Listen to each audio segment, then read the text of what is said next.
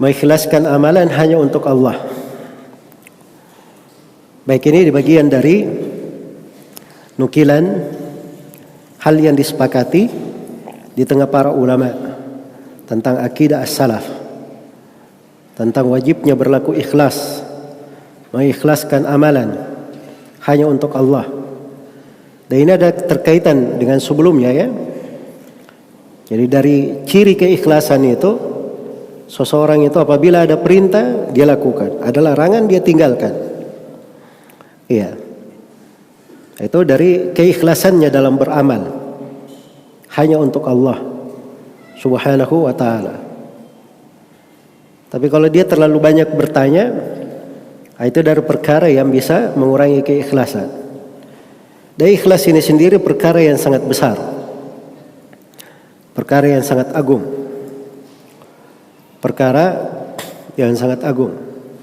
Karena itu dibahas di buku-buku akidah dalam skala umum dari akidah para as-salaf, dan dibahas khusus di buku-buku tentang tauhid uluhiyah, di pembahasan tauhid uluhiyah, dan dibahas di buku-buku yang menjelaskan tentang zuhud, as-suluk, akhlak. Sebab ini dari akhlak yang sangat agung, berlaku ikhlas. Berlaku ikhlas. Karena itu dari 3 perkara yang paling indah pada seorang hamba, yang membuat hatinya itu bersih, tidak mengandung hasad, adalah keikhlasan. Dan itu akan saya sebutkan nanti riwayatnya di pembahasan-pembahasan yang akan datang seputar menjaga diri di atas jamaah dan ketaatan kepada pemerintah. Iya. Ikhlasul amali lillah, mengikhlaskan amalan hanya untuk Allah Subhanahu wa ta'ala. Dan saya poinkan di sini ada 2 pembahasan. Pembahasan yang pertama tentang kedudukan ikhlas. Karena ikhlas ini dari amalan ketaatan yang sangat besar. Kedudukannya juga sangat agung di dalam agama. Kedudukannya sangat agung di dalam agama. Karena ikhlas ini itu adalah ciri Islam, bahkan hakikat Islam yang Allah mengutus para nabi dan para rasul dengannya. Ya, makanya dibuat perumpamaan pada ayat daraballahu mathalan rajulan fihi syuraka'u mutasyakisuna wa rajulan salaman li rajul hal yastawiyani mathala. Allah buat sebuah perumpamaan. Allah buat sebuah perumpamaan. Ini perumpamaan tentang ikhlas, tentang kemurnian tauhid. Adalah seorang lelaki. 2 ini. Ada satu laki-laki atau satu budak, dia ini milik banyak orang, dan orang-orangnya ini mutasyakisun. Mereka ini bersaing pada budaknya ini karena kemilikan bersama. Dengan satu budak itu milik seorang murni. Apakah sama 2 perumpamaan? Tentunya jawabannya tidak sama, dan semuanya memahami itu. Iya. Yang kedua, yang milik murni itu, itulah bentuk dari keikhlasan. Itulah seorang hamba kepada Allah Subhanahu wa ta'ala. Dia adalah dirinya seluruhnya hanya untuk Allah Subhanahu wa ta'ala. Dan ikhlas ini itu adalah fitrah manusia. Karena di dalam hadits qudsi, dalam hadits ilahi, Allah firman, wa inni khalaqatu ibadi hunafa fajtalathum syayatin. Sungguhnya aku menciptakan hamba-hambaku sebagai orang-orang yang hanif, orang-orang yang bertauhid, ikhlas.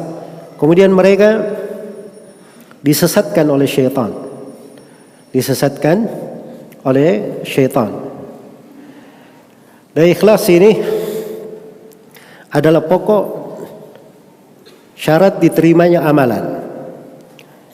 Karena itu di dalam Al-Quran dikatakan wa qadimna ila ma amilu min amalin faja'alnahu haba'an manthura. Kami hadapi amalan yang mereka lakukan, lalu kami jadikan amalannya bagikan debu yang berterbangan, karena hilang dari keikhlasannya. Ya, saking dahsyatnya ikhlas ini, pengaruh indahnya di dalam kehidupan, salah satu cara dan metode syaitan untuk menyesatkan manusia adalah menjauhkannya dari keikhlasan.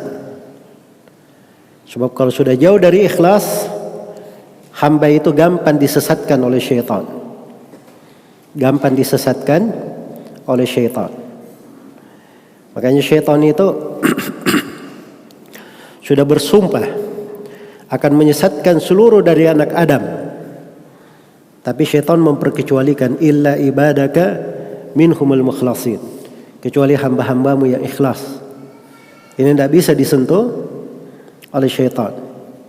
Ikhlas ini pula yang menyelamatkan Nabi Yusuf dengan menyelamatkannya dari kekejian dan dosa. Padahal beliau diuji dengan ujian yang besar. Ya. Ujian ini datang dalam bentuk yang sangat memikat dari berbagai sudut.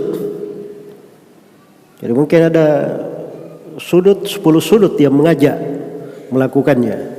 Tapi bersamaan dengan itu Nabi Yusuf dihindarkan dari kekejian itu. Sebabnya cuma satu disebut dalam Al-Quran. Kadzalika linasrifa anhu as-su'a wal fahsya innahu min ibadinal mukhlasin. Demikianlah kami palingkan Nabi Yusuf dari kejelekan dan kekejian. Sungguhnya beliau ini dari hamba-hamba kami yang sangat ikhlas. Hamba-hamba yang sangat ikhlas. Ya, kalau berbicara tentang kedudukan ikhlas, ini jenjang yang tinggi. Dan amalan itu tergantung pada besarnya keikhlasan. Pada besarnya keikhlasan. Iya. Itu pengaruh amalan-amalan hati itu. Iya. Itu datang di berbagai riwayat ya, mana yang menunjukkan hal itu. Bagaimana orang cuman memberi minum seekor anjing bisa masuk surga. Dia menyingkirkan satu gangguan di jalan, dia masuk surga. Itu ada pengaruh dari keikhlasan di dalam hatinya. Dan ini jenjang yang sangat tinggi, derajat-derajat di dalamnya. Yang kedua, kewajiban mengikhlaskan amalan hanya untuk Allah. Karena amalan itu tidak diterima oleh Allah kecuali dengan ikhlas. Ala lillahi dinul khalis. Ketahuilah bahwa agama yang ikhlas itu hanya milik Allah. Iya.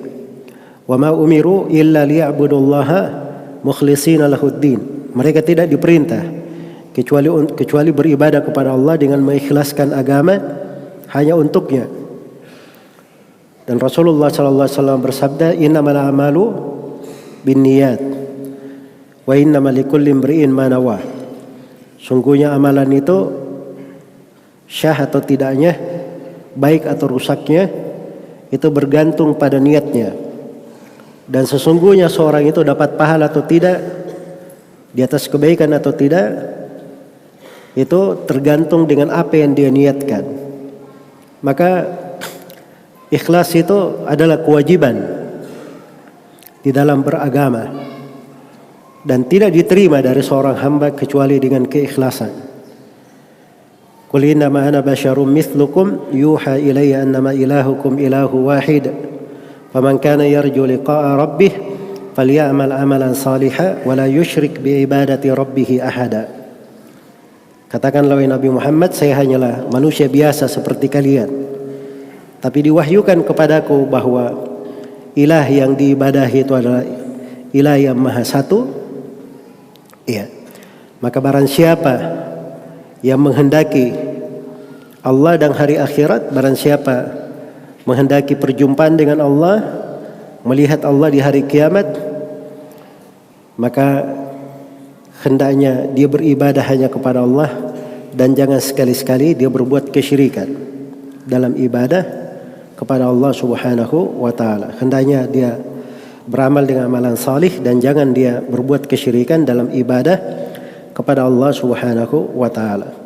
Baik, itu sedikit dari pembahasan ikhlas, kaitannya di sudut pembahasan di sini oleh penulis rahimahullah. Dan ini masih terkait ya pembahasan beliau.